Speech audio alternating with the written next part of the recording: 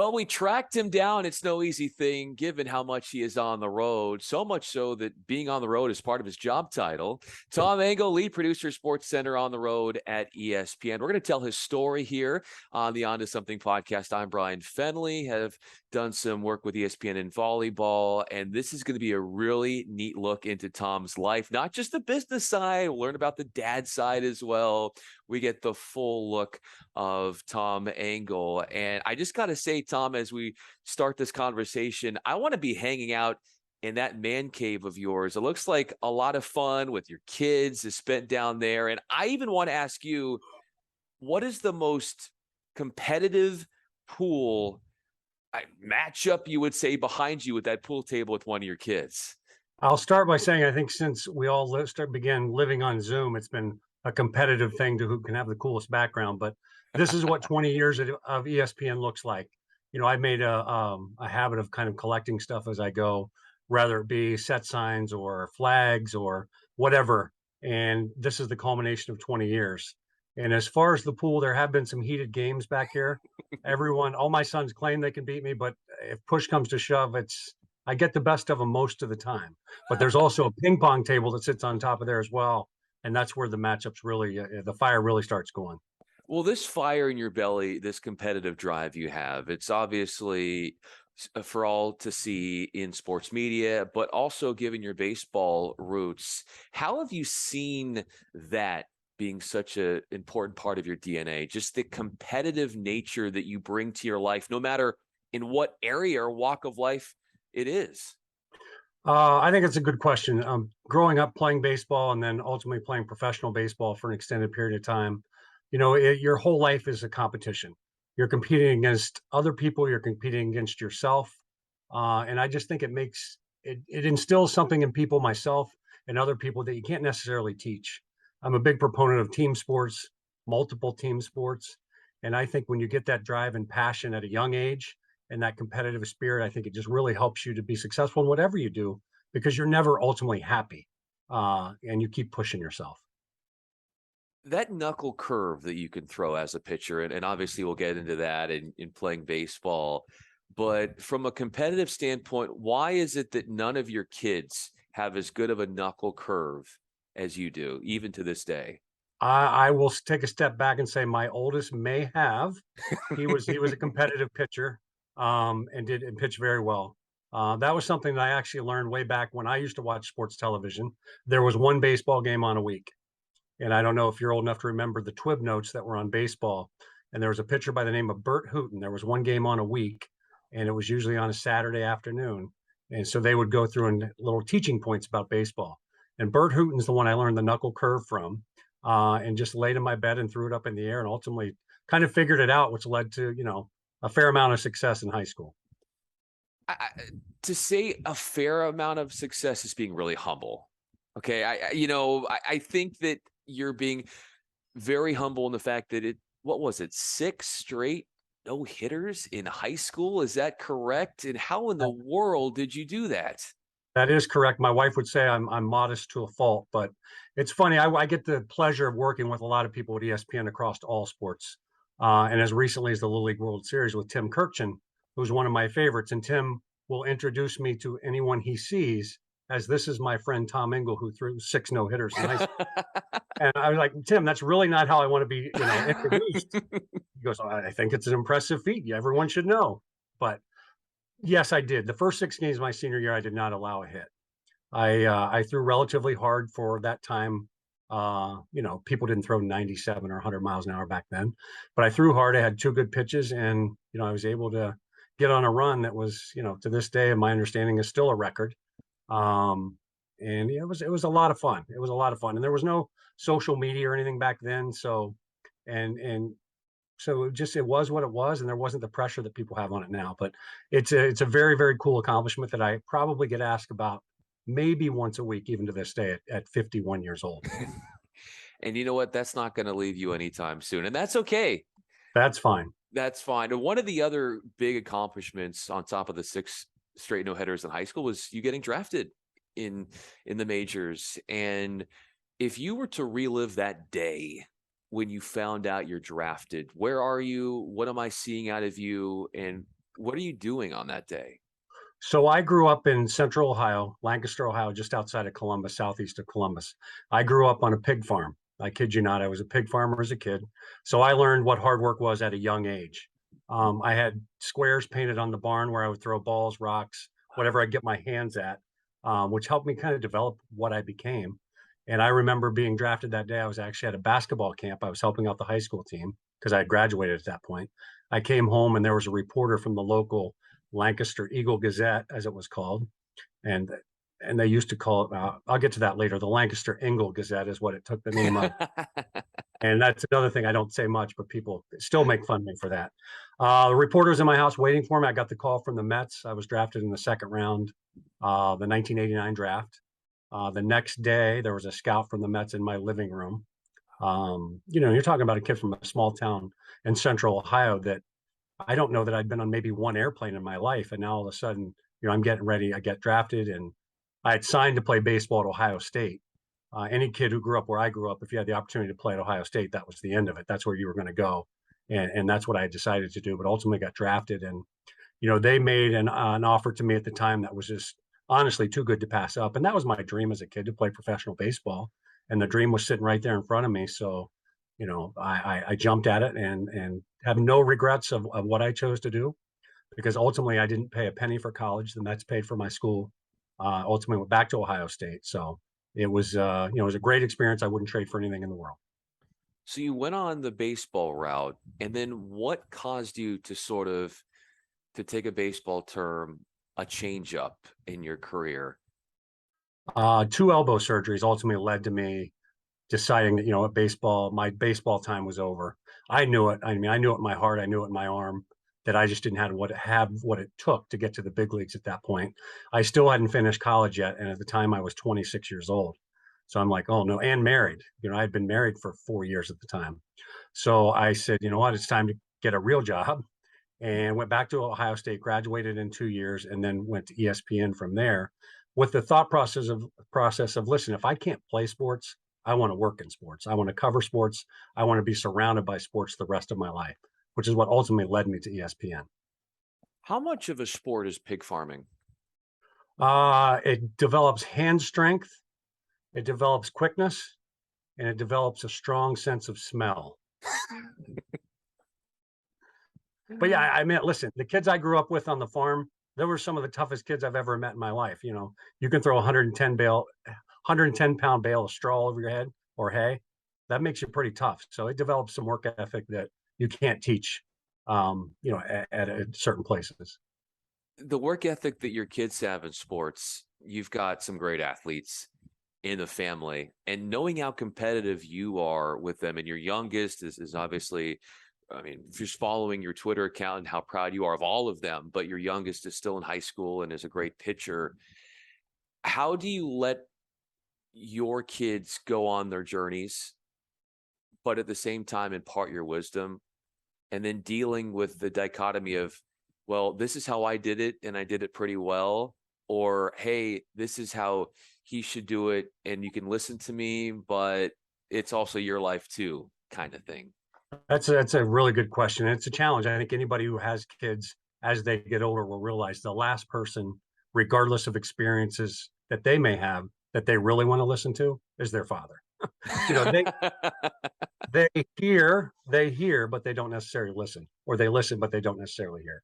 But I've always been a proponent of, I want them to play what they want to play. They're going to play something because I want them to be active. And I don't feel like I've ever put pressure on any of my kids to succeed at any sport. They've played soccer, baseball, football, basketball. They've done it all, and I want them to do it all to be active. Now, I know there's probably inherent pressure put on them just by, like I say, I'm asked about my high school stuff probably once a week, or a couple times a month. So they hear it, they're aware of it, and I think they probably have put a little extra pressure on themselves. But I made a point to try and take some of that away. And you guys are you guys are you guys. You do what you do the best that you can do it. What I did has no say or anything in that. So I help them as best I can to develop the skill set that they do have. And they've been very successful at that. And I think they enjoy the process. And they always ask me, my dad, when I played, never said a word. He was the guy who sat in the stands like this, quiet, quiet, quiet. And I'll be honest with you, I'm the same way. My wife is the cheerleader in the house. But after every game I think they've ever played, that we would come home and say, Dad, what'd you think? So they want to hear it, but I wait for them to ask me. I don't give them any feedback unless they ask for it. And I'm honest with them. I'm honest with what I tell them, and I think they know they're going to get an honest report back from me. That sounds like the perfect way to do things. Tom Engle I, is with I don't know me. if I don't know there's a perfect way. It's the way that we've kind of done it. I don't think there is a perfect way, and I think every kid's different. But we try. We try and do our best to help our kids succeed however we can. You mentioned that understandably there's a little bit of extra pressure for them. What about any extra pressure that you put on yourself? Where do you find that coming out You mean in my profession or as a father or in as a any aspect of life? um I'm very I think I'm very modest. I'm very confident. So I feel like I don't know that I put a lot of pressure on myself. I feel like I prepare enough for whatever I'm doing that pressure is not something I feel a lot. And when you do feel pressure, I think there's not many people who get to feel pressure in their jobs, and take that on as that's a good thing. I get the opportunity to feel pressure. I get excitement because there's pressure on me to perform. There's pressure on me to do this. There's a lot of people who go to work every day who have no pressure. They just go, they do their job, and that's it. I think pressure is a good thing to feel, and I feel it sometimes, but I think it energizes me because if I didn't have it, I feel like I would have an empty spot. What's the difference in the feeling of pressure? What's more intense? You under deadline at ESPN, or you an out away from that sixth straight no hitter in high school? I think probably work at ESPN. I mean, because that clock that you're staring at throughout the course of whatever you do on television, it dominates what you do. And there's nothing like a clock ticking down. In high school, you're the one holding the clock. You're determining how quickly or how slowly something goes. But when you're staring at the clock, knowing you have to have this done, be off the air by this time, or this element has to be this long, that can be a lot of pressure because it's not only what you're working on, it's the next show, it's the next show, it's the next show. So I think it's a lot more pressure there. You've punched the clock a lot of times at the Masters. You've worked a lot of Masters, and golf is a big part of your repertoire. And obviously, you've worked at the Golf Channel as well. What's different? You used the word preparedness earlier. What was different about the first Masters you prepared for in comparison to what is it now? 15 more This than was my that? fifth. This was my 15th year at the Masters this past year. So what's different about your preparation in your first time at Augusta compared to your 15th time at the Masters? I think it was job responsibility was the biggest difference because the first time there, I was the guy carrying a tripod around the course for 9 days, shooting ENG video, doing whatever I needed to do to get the stuff shot, fed back to the people who were producing stuff. So I was a tripod mule going up and down those hills, and my preparedness was being in shape and being ready to do all that. Whereas now it's more of the stuff getting ready in advance. This is what we want to do. This is the show we have coming up. Here are the elements we have. Here's the music we want to use. Here's where feature is going to play. That feature is going to play. So it's a lot of the preparation beforehand and then executing that plan once you get there. And it's with the help of a lot of great people who I work with on the golf side that, it's a huge group effort because it's a huge undertaking. The organization that it takes, as you mentioned, a grand, large undertaking. What is it like when you're planning? What do you do to organize yourself when there's so much going on at once, and even preparing for when a feature's going where you're going to hit this live shot, understanding that you're under the limits of time constraints, and how does that all look for you? Fortunately, like I said, there's a lot more people involved than just me. So we have a feature group who manages the feature or features. We'll go in with, say, 6 or 7 new features that have never aired until we got there. So there's a whole group of folks who do that. There's a group of folks who are cutting other elements that we'll utilize throughout our coverage. So basically, it's taking everything we have and putting it in front of you and finding where it works the best. Let's say we have a Dustin Johnson piece, and he's teeing off at this time on Thursday. So less piece makes sense to run there.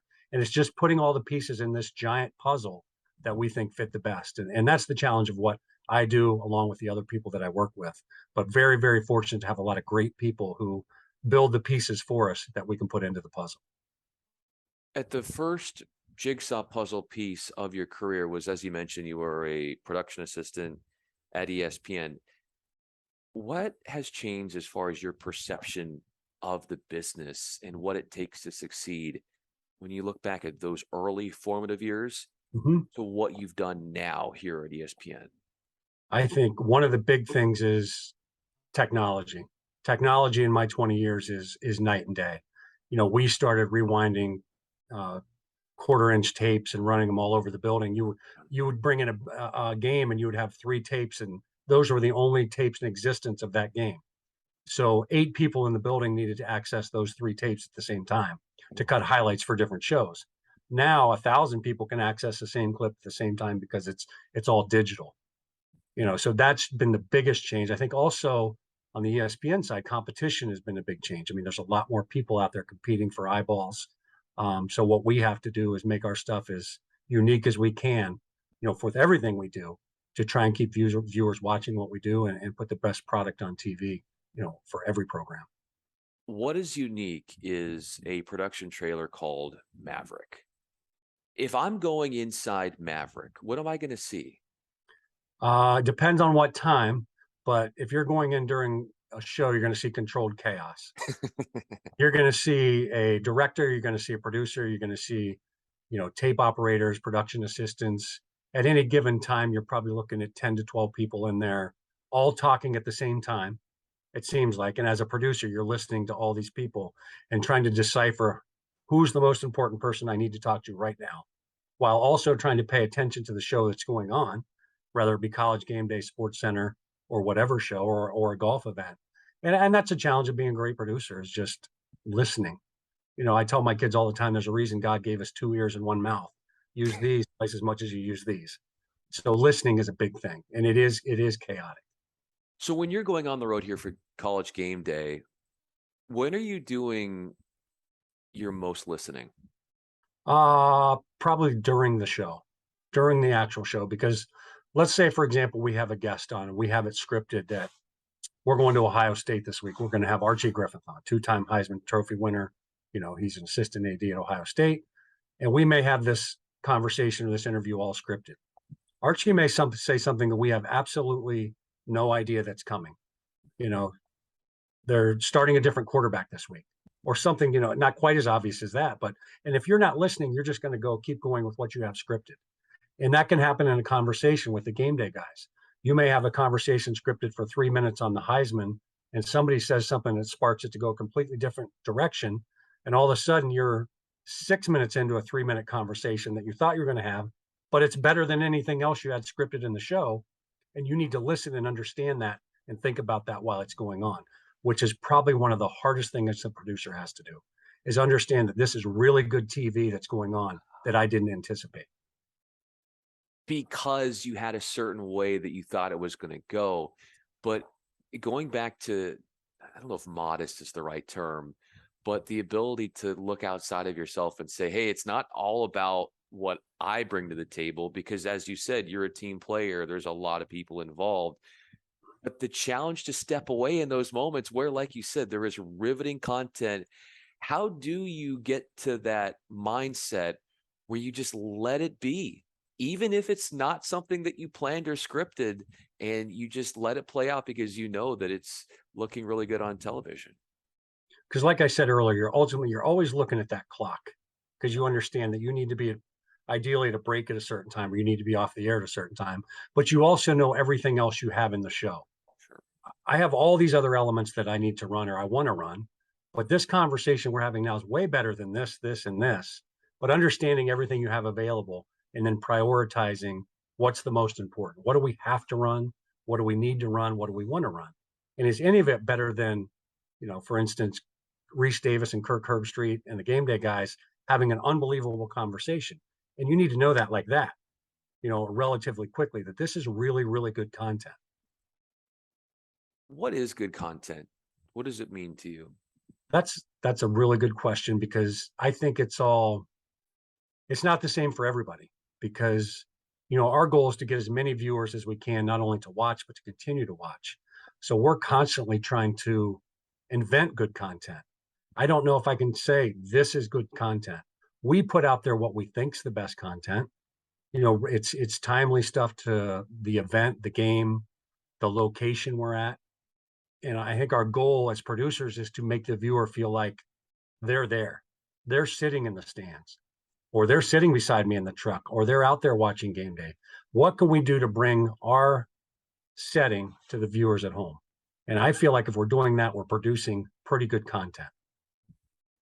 How do you critique yourself? Like, I know you see your kids and their athletic endeavors, and maybe if they ask, you'll be like, hey, when you're pitching one of your kids, you'll say, hey, well, this is what I would have done.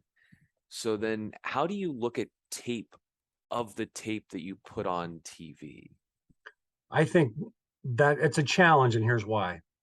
We do so much content at ESPN, and me personally as well. So I just finished the Little League World Series. Now I'm going to Columbus this week for game day, SportsCenter on the road. Next week, I'll be on a site survey at a different location. So unfortunately, we don't have time to look back and a lot of times and evaluate what we did, at least me personally, moving around as much as I did. And ultimately, I don't think we get to appreciate what we did as much as we probably should. It's always like, what's next? What's next? Because SportsCenter may be over at noon, but there's another one on at 6, and there's another one on at 12. So it's a challenge to step away and look at something and say, this was good, this wasn't good. But I do try and make time to do that.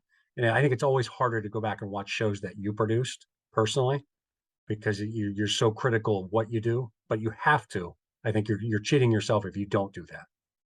Do you think at times, though, given your experiences and all that you've done, that and maybe this is beyond your critique of yourself in work, that you could be harder on yourself than maybe you needed to be? I don't think so. I don't think so. I feel like, I think I'm probably harder on myself than anybody else is. Now, there's a couple of people I work with who I love working with, who will give me the most honest, sometimes brutal feedback. And you may not like it at the time, but it's good stuff. But aside from that, I don't think anybody's harder on myself than I am. And I would say that probably for a lot of people that I work with. How far can you trace back you being hard on yourself in a good way? I would say going back to even high school, or even maybe Little League. My first Little League team, we didn't win a game, and it's another. I mentioned Tim Kirkson earlier, and he's always asking me questions about high school Little League. And I said, Tim, I'm going to be honest with you. I was not the best pitcher on my Little League team. He's like, you're kidding me. Who was? I said, my sister was. He's like, no way. I said, yes, she was. She threw better than me. Maybe not, but I tell him that. Yeah. And she ended up playing softball in college too. So that was kind of the joke. But I think I always expected big things from myself, whether it be on the field, in the classroom, even at ESPN. I think my expectations for myself are very high. And I don't know if I'll ever ultimately be happy, or content. I hope not, until one day I look back and say, wow, that was really a great ride that I was on. When you get to that reflective moment that you hope to attain one day, what do you think that you're going to learn about yourself that you didn't know yet and that you haven't picked up from your journey so far? The one thing when I do take a minute to look back is the people that I've had the opportunity to work with. That is a long, extensive, and honestly impressive list of people. That's the biggest thing I take away from what I do, is the relationships that I've developed with the people that I've had the pleasure to work with. And, I get the pleasure to cover every sport at ESPN. A lot of people work on one sport, whether it be football, baseball, for the whole year. And I get to work with Sports on the Road on everybody. And those relationships and the people I've met and worked with is the biggest thing that I will take away when I do step back and just take inventory of everything. Taking inventory of you as a dad when your kids were young, what am I going to learn about you from those early days? I don't think there's a father, at least in Connecticut, maybe in the Northeast, who threw more batting practice than I did. And I still do. I still work with the high school kids now, and I throw batting practice even at my age. The rest of my body hurts, but my arm is still okay. But, I coached at every level I could all the way up through, until I got to high school with the hopes of helping them as best I could. There's one picture of my middle son who is now playing football at Hobart. He's a quarterback. He was 9 years old, and we were playing Little League, and I was the coach. He was playing with the 12-year-olds. Well, at one point he gave me a little bit of lip coming out of the between innings. So I sat him on the bench for the next 3 innings, and he was so mad and so mad. But he finally got back in there, and it was like a kid that just somebody lit a fire under. And it's those little lessons like that that stick with me with my kids. And the same son, I had thrown out the opening pitch for Little League. They have a kickoff for the season, and he was the catcher. And I threw it over his head by like 6 feet. There's a picture of my son with a little baseball painted on his eye, and he is the most sad kid in the whole park because his dad threw the ball over his head. And it's the best picture that I have of him. He loves it now, but it's a moment I'll never forget because it's so pure that he was that upset. And that's how competitive he was, that he didn't get a chance to catch it. You know what I did see is that there's a video out there where, what was it that it was one of your sons from 75 yards out. Did they hit a marshmallow with a wedge and caught it in the swimming pool? Yeah, that was my youngest son. So we were at a friend of ours, and you saw about a 10-second clip. They spent about 2 hours hitting marshmallows at each other with golf clubs, jumping over the pool, trying to catch it in their mouth. And lo and behold, finally they did. So, the power of social media, we put it out there and they loved it because anything they can put out and people look at, and it was funny. So, and there was another, just change subject real quick. There's another piece of video, which I don't know if you saw. So my all three of my sons played on the same travel ball team in Connecticut. Well, it's probably a month ago, my youngest son came in to pitch against my middle son. They've never played against each other. They were on the same high school team, but they're on different teams. So they were playing at the Yard Goat Stadium, which is the AA stadium here in Hartford.